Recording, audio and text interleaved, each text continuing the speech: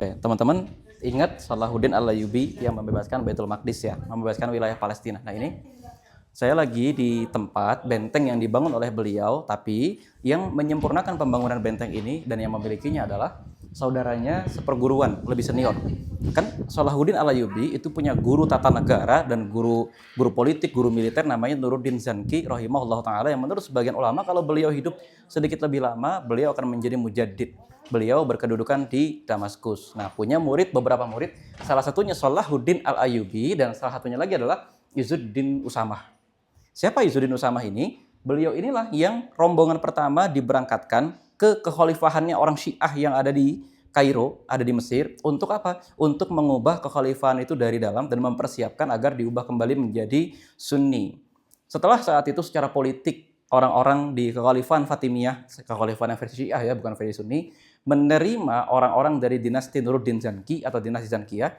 Yang mempersiapkan adalah Izzuddin Usamah ini, barulah Salahuddin Al-Ayyubi ikut dalam utusan selanjutnya dan langsung menjadi menteri, lalu perdana menteri dari dinasti Fatimiyah. Ceritanya itu begitu. Nah, saat itu kepentingan Nuruddin adalah avoiding konflik, menghindari konflik bersenjata dengan dinasti Fatimiyah, karena saat itu baik dinasti Fatimiyah yang Syiah maupun Nuruddin Zanki yang Sunni melawan musuh yang sama. Siapa itu? Tentara salib. Ini orang-orang kafir ini, tentara salib ini. Oke, kalau begitu antara Sunni dengan Syiah kendati ada jurang perbedaan yang cukup jauh, ya coba ditaklukkan tapi tidak dengan cara bersenjata.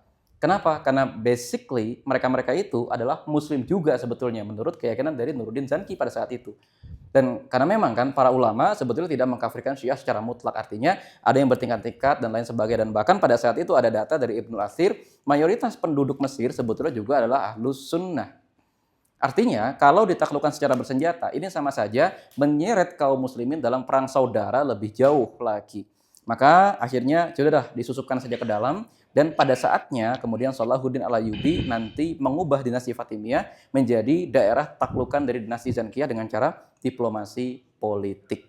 Jadi nggak bareng-bareng sama Syiah menaklukkan Al-Aqsanya, enggak. Tapi betul-betul ketika daerah itu sudah disatukan kembali, terbentuklah sebuah cincin menaklukkan Baitul Maqdis, dan salah satu strong point-nya adalah Benteng Ajlun ini.